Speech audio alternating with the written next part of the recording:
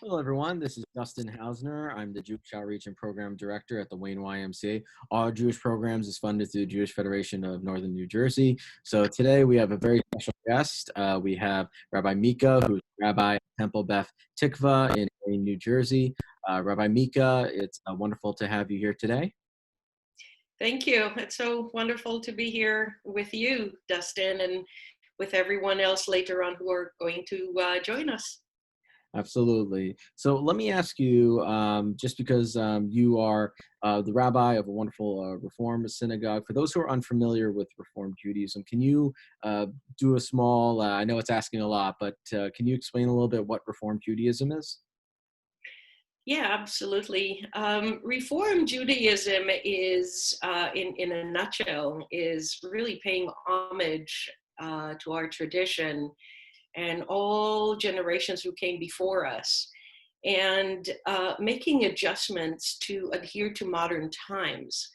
And it is mostly about providing our people with a lot of information, a lot of constant teaching and education, and basically asking people to make their own educated decisions.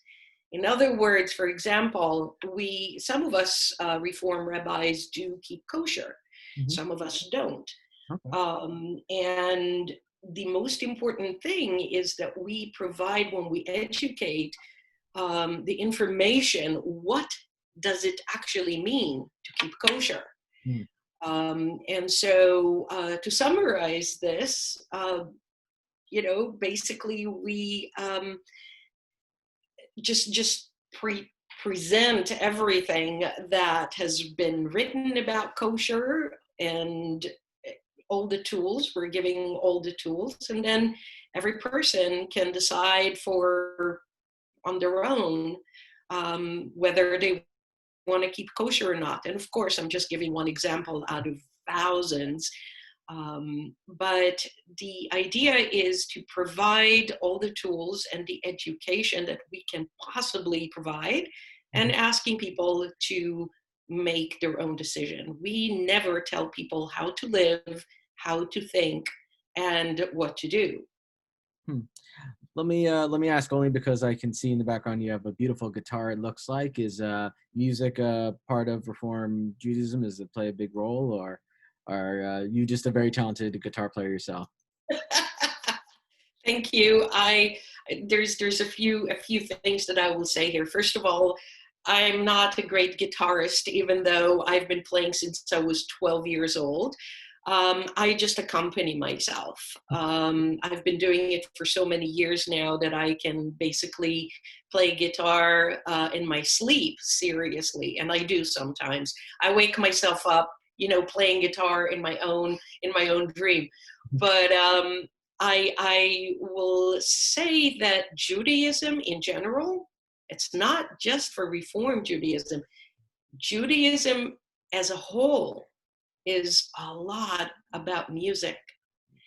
Even when you go to Orthodox shuls, you would never just hear someone just read or reads our texts.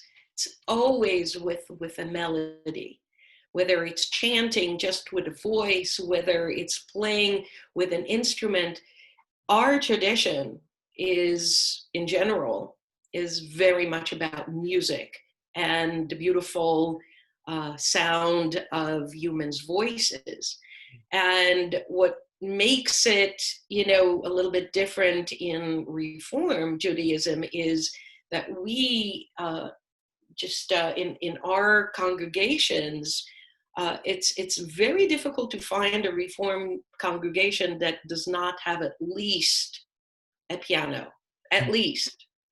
Most have other instruments to accompany a service. Mm-hmm. In classical Reform, in the old days, they used to have an organ. Mm. The way that used to basically to resemble the organ in churches.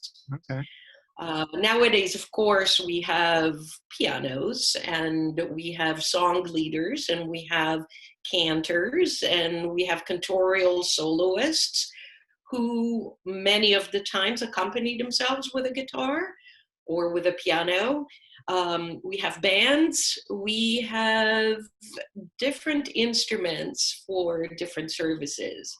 And yes, guitar is definitely an instrument that I use in order to enhance our services.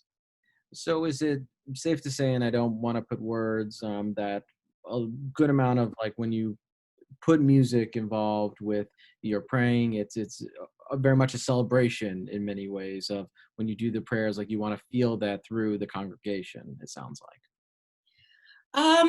It depends when. I mean, it's not always a happy celebration. Sometimes I would play guitar for moments of silent reflection. I would play some more minor chords in the background and I would hum, or the pianist would play, Schindler's List in the background. It's not always a happy celebration. It's always an enhancement to the spoken word. It's, when sometimes you can create beautiful sound just by singing, just by chanting.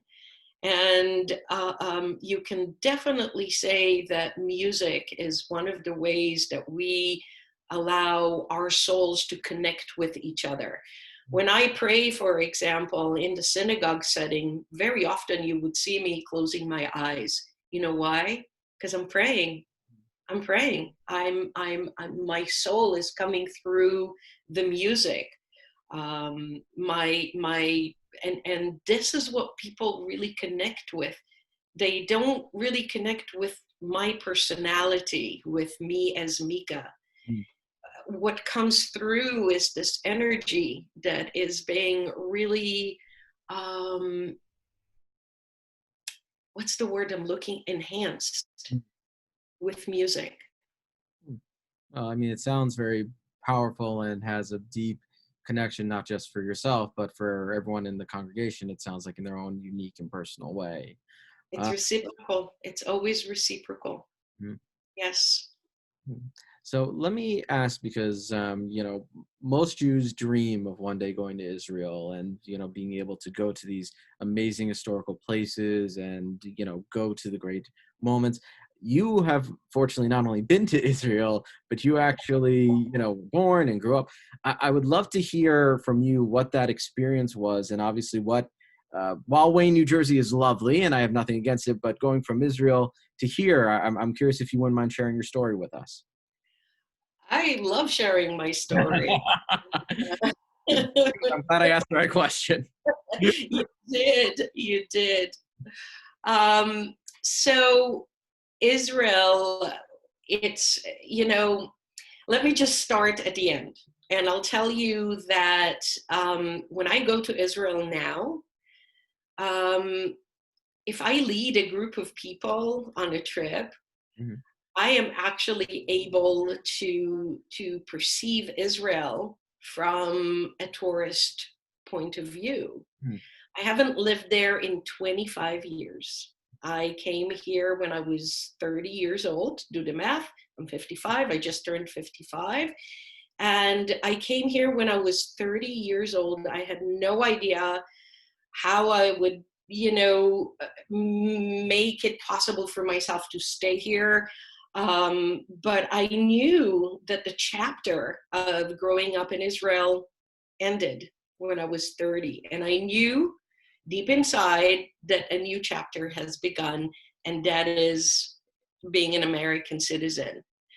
I'm not going to go through the whole process, but I can tell you that since I haven't lived there for 25 years, I am able to switch hats when I go. Okay. When I am with Americans, I speak English. I even speak English when I go into stores. It's just that I can switch so freely from being an American to being an Israeli, back and forth. When I'm just with my family, I am completely Israeli. My name in Israel is not Meeka. My name is Michal. And all my friends, my family, they call me Michal, Michali, Michalika, Michal, all kinds of names that associated with my Hebrew name, which is Michal. When I'm here, I'm Mika. Yeah. And so it's almost as if I have two lives. One is when I go back to Israel and to visit my family, all my, excuse me, all my family is Israeli. Mm-hmm. I don't have any family here other than my husband. But when I'm there, it's like all of a sudden, all the slang and all the, I speak Hebrew with a Hebrew accent. So that's the end game, where I am now. Mm-hmm. Growing up in Israel, I grew up there in the 60s and the 70s, and it was different. When I go there, it's completely different. I hardly recognize the neighborhoods where I grew up. When I'm there, I become nostalgic. I love visiting my old schools. I love visiting, of course, my parents' house. That's where I stay when I go there. And there's a part of me that grieves the fact that a lot of the open spaces in my neighborhood, which is Neve Sha'anan in Haifa, a lot of the open spaces and the forests that we used to are all gone because it had become so populated, overpopulated. And so that's what I grieve. What I'm really happy to see is, that people are really happy in Israel. People are happy. People are not embarrassed to be loud, and they're not embarrassed saying rega, rega, rega, rega, rega, like this. They go like this, rega, rega, rega, when they chase after the bus. And there's some sort of a camaraderie that is very difficult to explain to someone who did not grow up in Israel. But what makes me really happy is that I can tap into it really quickly. A, I look Israeli, as you can see, the curly hair. And B, I just switch just like that from speaking English to speaking Hebrew with Israeli accent. So I actually get to enjoy both worlds, being completely an American who is completely immersed in the American culture, and being an Israeli when I go for a visit. And I try to go every year. And how did I get here? That's a very long story, but it's okay. I'm not gonna go into details. I'll just let you know that I actually I felt that due to the music that I used I was so attracted to as a child, bluegrass and country and folk, American folk, I actually learned English from very, very early age, just from listening to songs. Yeah. And I became so enchanted. Guess who was my favorite American singer when I was growing up? I'll give you a hint. He had glasses like yours, very round. John Denver. Ah, very good choice. Very nice choice. Yes, John Denver was my hero. I was absolutely in love with John Denver. And I learned so much from his music about different places here. And I knew from very early age, one day I will be here. I will come and I will be here. And, again, I'm not going to go into all the details, but I can tell you that I started here as a student. Back then, before 9/11, I could come here and I applied here for a student's visa. Okay. And back then I lived in California. I just followed in the footsteps of friends of mine who came here, and I came and stayed with them for a little bit. Then I signed up for college. I had a student visa, Right. and that's where not only that's what got me to meet my husband, but also gave me the visa that I needed, and that's how I came back to the world of academia. Well, first of all, obviously we're happy to have you here, and it sounds like a very long but very beautiful and heartwarming story. So, but let me ask, since you mentioned education, you are a rabbi now. Was this something that, since you were very little, you wanted to do? Was this something that life experiences brought you to becoming a rabbi? Because everyone, it's interesting. There's almost any rabbi I've ever asked that question to, there's always a either very simple story or a very complex story. So I'm very curious with you. What made you decide to become a rabbi? I'm laughing, of course, not at you. I'm laughing with you. Just so you'll understand, the background that I come from is what I think I coined the term here. Mm-hmm. Ultra secular. The same as there is an ultra religious or ultra orthodox.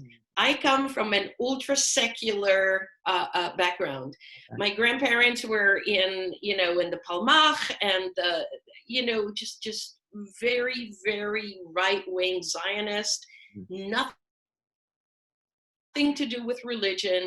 My dad, when he came here, a few times, at first didn't want to touch the Torah, the Torah, because I wanted to give him an honor.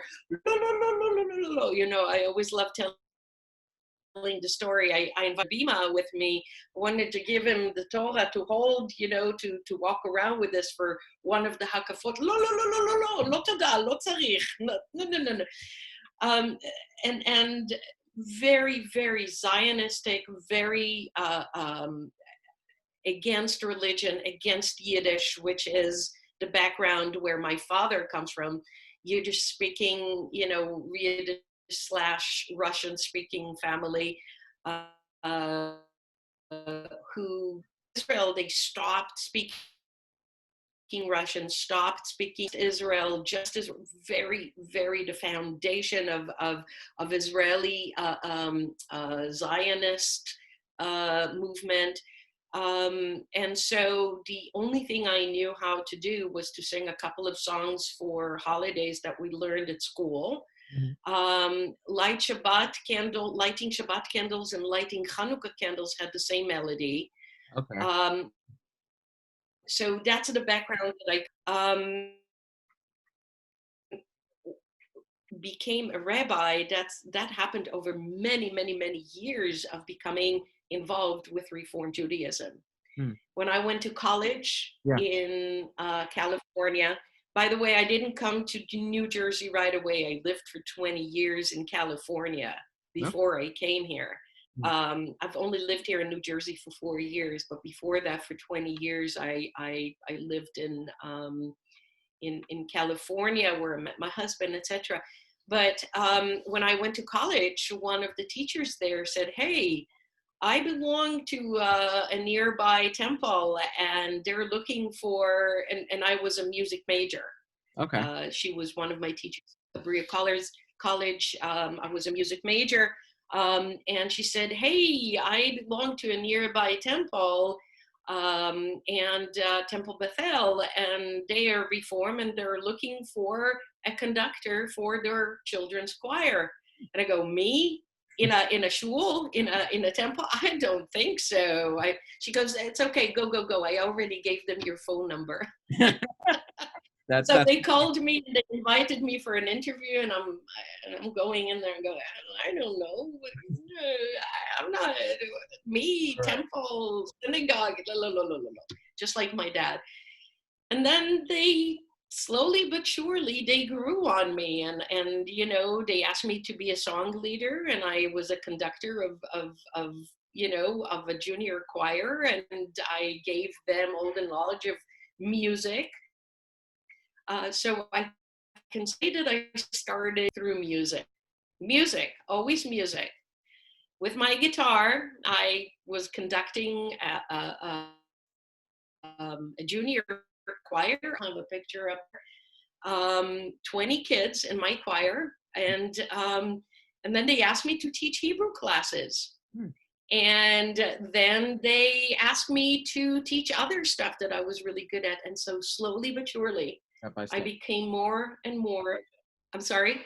No, I was saying it sounds like a step-by-step thing. Like it was music, then Hebrew. So it sounds like it was that type of experience. More and more immersed with American Jewry. And what really, really gave was one summer I was hired by Camp Tawanga to be a song leader. And there I learned all the contemporary music, Craig Taubman, Debbie Friedman, and then they sent me to Osruwe in Oconomowoc I can't remember. Okay. Anyway, that was a summer camp. I went there and I took some classes with Craig Taubman and Debbie Friedman, and it was a song leaders convention. And then I started to lead services, and then one of the rabbis that I worked with, he said, "Hey, you have such a vast, knowledge of music, of different kinds of, backgrounds, and you have Israeli music. You now are very immersed with American progressive, tefillah, and so why don't you try applying for Cantorial school?" So it took me a little bit of time to really take that bull by the horns. And yes, I did go to Cantorial school. At the time I was living in San Jose in California, and I used to fly once a week to Los Angeles to school for 3 days to the Academy for Jewish Religion in California. And after 4 years, basically it's a 5 years program, but because of my Hebrew, I knocked off 1 year. Oh, nice. I became a cantor. And before I graduated, I was hired by my previous pulpit, Temple Emanu-El in San Jose, to be their cantor intern. And I was there for 10 years. And during those 10 years, after I became an ordained cantor, I realized that music for me is always going to be the means, but I really need to do more than completely immerse myself in music. I started to get really excited about learning and teaching text. I became incredibly intrigued by life cycles, being not just the person who sings during a bat mitzvah, but the person who works with the child and walks them all the way as they come up to the Torah.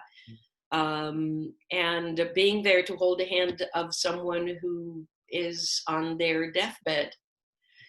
And so one thing, again, led to the other. And again, I found myself flying once a week to Los Angeles from San Jose. And I completed the rabbinic program in 2.5 years because of my previous experience and all the classes that I've taken. And yeah, I ended up being ordained twice, once as a cantor and a second time as a rabbi. Fantastic. No, that sounds like an amazing journey, to say the least, full of growth and development. So I think that's a wonderful thing. Let me ask, because obviously you are rabbi now in Wayne, New Jersey. I would love to learn a little bit about your congregation. And unfortunately, as you know, the world right now is dealing with the coronavirus, and that has very much impacted, houses of worship, especially synagogues. So I'd be curious to know how you've been adjusting? Have you been able to do programming? What has been going on in your congregation, your synagogue? First of all, let me say that I absolutely am at awe with my own congregation, where this is going to be, I've been there for 4 years, and I am going to start officially my 5th year in July. And I can tell you that I am absolutely at awe with the way that our leadership and our congregants have been coming together to support one another, always thinking a few steps ahead. And so fast, we got onto the Zoom, just like what you and I are doing right now. We got on Zoom broadcasting of our services, Friday services. Our attendance has been, it's so weird saying that, but our attendance has been larger than it's been. Our every week services have been growing, and every Friday night. What we haven't done yet is Saturday morning. All our bar mitzvahs and bat mitzvahs have been postponed, but on the 27th of June, we're going to do our first Zoom bar mitzvah as well. Sure. I haven't done it yet. I'm excited, and I'm a little, giddy. I've never done this before, so it's exciting and a little, oh my God, what it's going to look like, what it's going to be like. But what I realized, the message that I'm taking from this, being a congregation, it's not about the building. It's about being together. It's about reaching out to each and every one of our congregants, which I've been doing since the beginning. I have a list of phone numbers. I've been slowly but surely reaching out to each and every one of our households. I'm almost done.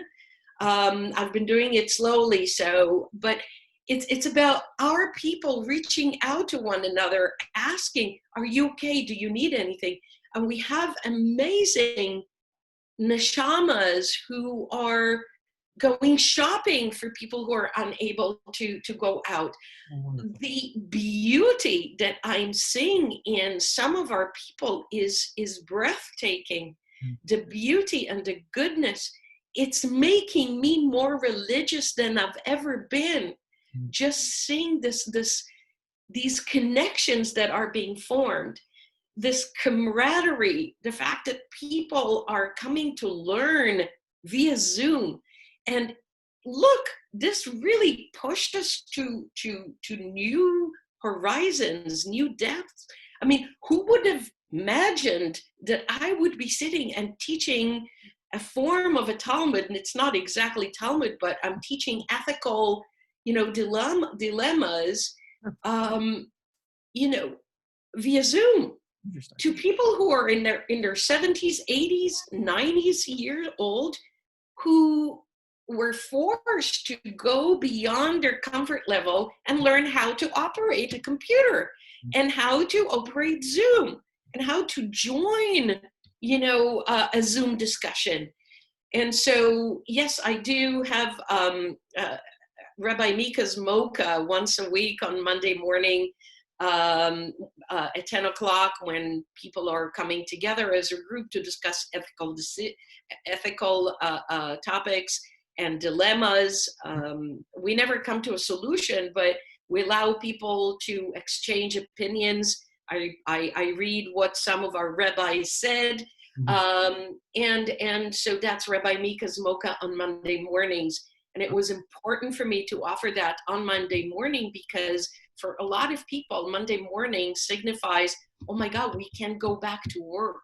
So in order to help people to get out of their weekend funk, it's a whole week ahead of us, come together for a discussion. We start off with a conversation starter, and then we dive into our ethical issues.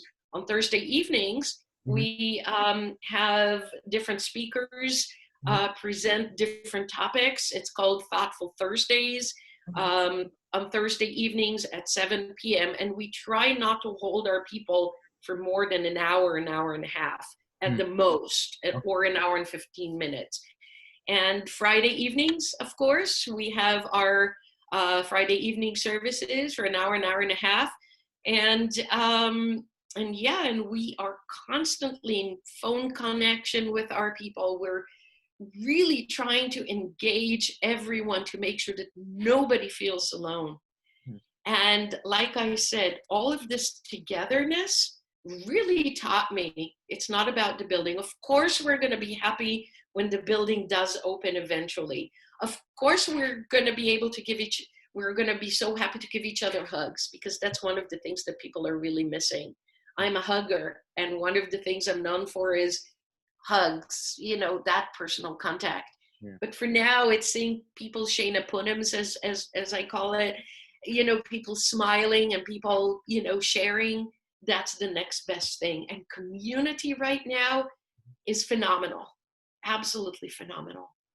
So let me ask, I mean, it's still a little early and goodness knows every month is new things, but has there been any discussion in regards to the high holidays, anything coming up? Because it's already the summer, and obviously there are many people concerned about how, Hanukkah or Shoshana, all the, big significant holidays, how are we going to do it? So I'm curious if there's been any discussion for your synagogue on it, or if there's anything going on as of yet.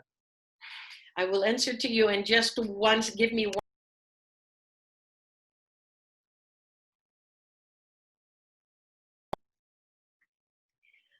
My light went out, and I was trying to turn it back on, but can you still see me okay, Dustin? I can still see you. If you need me to pause for a quick second, it's not a problem to turn the light on. But yeah, that would be great. Let's pause for just 1 second, if you don't mind. Sure. Hold on one moment, everyone. All right. Welcome back, everyone. So we just need to take a quick pause to put the lights on. Lights are a very good thing in this world. So, Rabbi Meeka, I was asking about the high holidays. That's what I was asking about. So. Thank you. High holidays. Let me just start saying, do you know what Pupik is in Yiddish? So please tell me, what is Pupik in Yiddish? Pupik. Pupik is belly button. And we have an expression that when someone is a little jittery or nervous, they have their pupik is shivering. And so I started with that just to say, when we started to think about high holidays, my pupik was jittery with oh my God, what's going to happen for the high holidays? Everything is closed. And again, my leadership, just was so fast and so in cahoots and so together with us clergy, and I'm including our Cantor Emeritus, Charles Romalis, our beloved Cantor Charles Romalis. We all sat together and started to think, what are we going to do? What are we going to do? And we all decided that the best way this year, just to make sure that our people of all generations are going to continue to be healthy, is, you just heard my doggy. That's probably my dog Oreo. Maybe he will stick his face in just a few moments to say hi to everyone. He's a Bernie Doodle. So we decided that after debating and thinking, we decided that the best way to keep everyone safe, not knowing what it's going to be like and what it's going to look like, we decided that the best is to pre-record, and we came up with a schedule for rehearsals. We came up with a schedule for recordings. Everything is going to be re-recorded, and on the day of the services, people are going to have a link that they will press, and that's how they will get to experience, and everything is going to be broadcast, including our honors. People are going to be in their homes and they're going to record themselves. And if they don't know how, or if they can't, of course, we're going to have a whole, many of our congregants available to go help. Sure. And that's what we're doing, including the shofar blowing. Everything is going to be pre-recorded. And at first I was so nervous about this. I didn't know, oh my God, High Holidays pre-recorded. Get me out of here. What is the world coming to? But the more we worked on it, the more we worked out the details, the clearer and clearer it became to me that this is probably the best way to go right now. And we're going to have the top notch of professionals to help us record. I'm very, very excited about this this experience, opportunity. But I will tell you, this stuff they never taught us at school. Not in rabbinic school, not in cantorial school. How to be clergy. Yeah, how to be clergy at time of coronavirus. My God.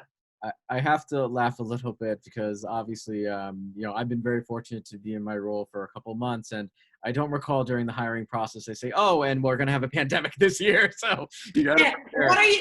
What are you planning to do with all your with all your people? How will you keep them engaged Jewishly during a time of pandemic? No, they don't teach us that.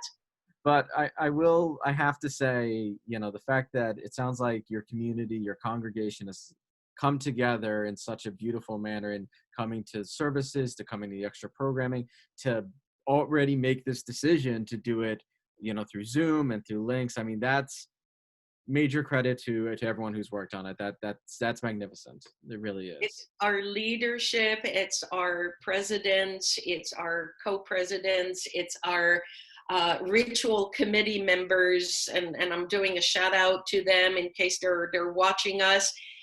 Of course, Cantor Meeka, and it's just an amazing outcome of a situation that could have been incredibly dire. So let me jump in a little bit. So let's say someone's watching this, haven't been to your synagogue before. They like you. It sounds like your congregation's very nice. You have all these programs going on.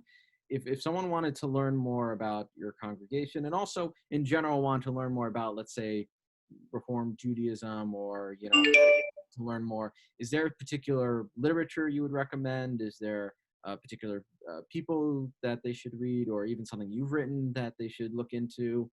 So would you have any suggestions? You mean to read about Reform Judaism? Or so first of all, to learn about us, they can always go online and look for Temple Beth Tikvah, Wayne, New Jersey. They can always see what, everybody's always welcome to see what we're doing. They can also call our office and ask to be placed on our emailing list so they can weekly and sometimes even more they can read what we're doing. By the way, one of the things I forgot to say is that every week since this started, and I just sent out number 12, I've been writing a column which I've been sending to our congregants, just some cheering up and some positive aspect of, at times of coronavirus. And I call it Coronavirus Be Gone. And I bring up humor and I bring up all kinds of inspirational. Yesterday I sent out a note with videos of me singing different healing songs for my congregation. So that's number one. Number two, to learn a little bit more about me as a rabbi. Again, I'm always an open book. One of the things, we started talking earlier about my connection to Israel. Yes. So my thesis, my cantorial thesis was about Naomi Shemer, one of Israel's prolific and most she's the mother of Israeli music, Israeli poetry. And so my thesis was published in this book. It's called Emotions in Jewish Music, where I connected Naomi Shemer to our, basically through reform lenses into our tradition. Even though Naomi Shemer never said about herself that she was religious, her music and her poetry definitely reflect that. And this is, a part of my own background. I learned about Jerusalem and the amazing connection of all Jews around the world to Jerusalem through Yerushalayim Shel Zahav, Jerusalem of gold. And so that's one example of many. And so to learn more about that, that's the book that was published. I don't even know if it's available. My essay is the first one here. But the book that I'm really proud of is Voices in the Wilderness. And that's a book that I co-edited with my colleague and friend, Jonathan Friedman. We did, it looks like this. Where I collected essays from different Jewish clergy women who either grew up in Israel or have lived in Israel for a significant amount of time. And again, I discuss Reform Judaism and how one Israeli woman, just like I told you earlier, who grew up so ultra secular, eventually found her way to become a cantor.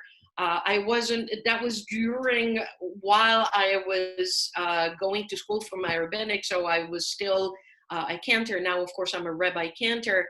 But in these two books, you can really, I pay homage to our tradition, and I pay specific homage to Reform Judaism for allowing someone like me who grew up thinking that the only way to observe Judaism was Orthodox. And so coming here to the United States opened so many doors to me, not only as a human being, but as a clergy woman, an Israeli Reform clergy, rabbi, cantor, and taking everything that I have accumulated, all the knowledge, all the music, and, sharing myself with my congregants, my previous congregation as well.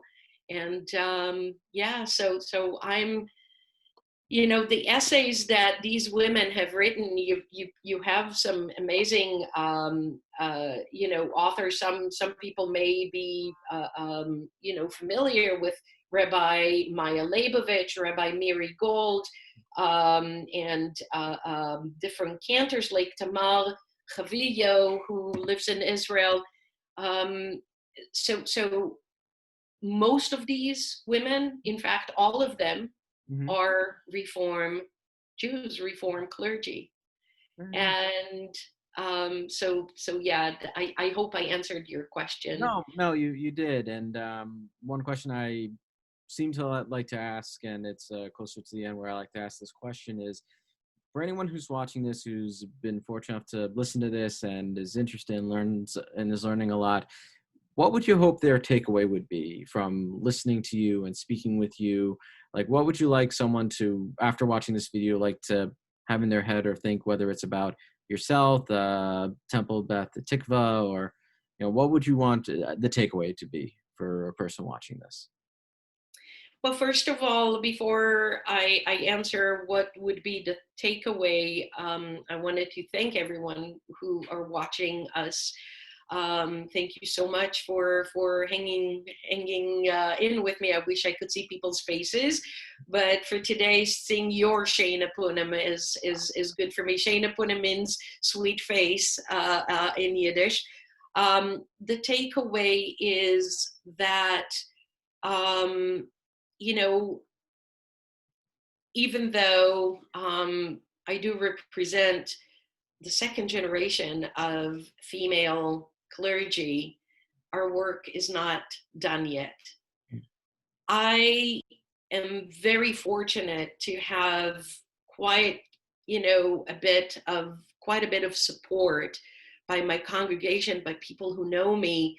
I'm very fortunate and blessed to have people look at me as clergy, but not just necessarily as a female clergy. I do know, however, that there are many other women clergy who are still not getting paid as much as their male colleagues. There's still a lot more work to be done.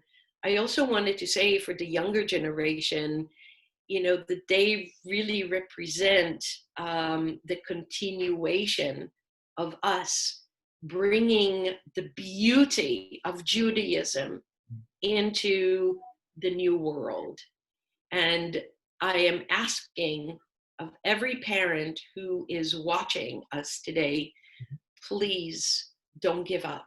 Don't give up. Continue to instill the beauty of Judaism in your children, in your girls, in your boys, because this is how we really survived for so many years. On the one hand, we have the orthodoxy, which I adore and I absolutely love aspects of it. On the other hand, we have Reform Judaism. One cannot exist without the other. And so what I am calling today for all Jews around the world, we don't need to be the same. Definitely not. Let's keep our differences.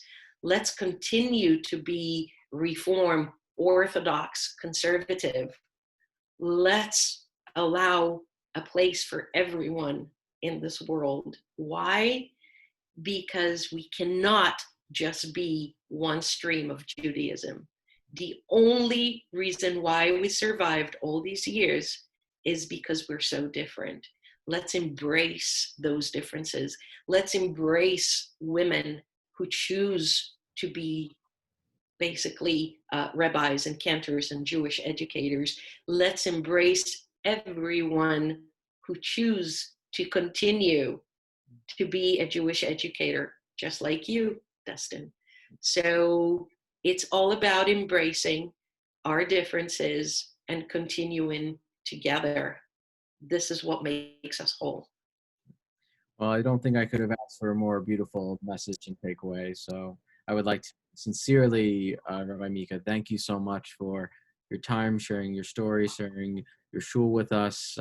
Obviously, I wish only the best for you and your congregation moving forward. To those who are watching, I want to say thank you for joining us. I hope you stay safe, stay healthy, and we hope to see you in upcoming videos. So have a wonderful day, Rabbi Meeka. Again, thank you so much for joining us today. Thank you, Dustin, and thank you again, everyone, for joining us. Take care.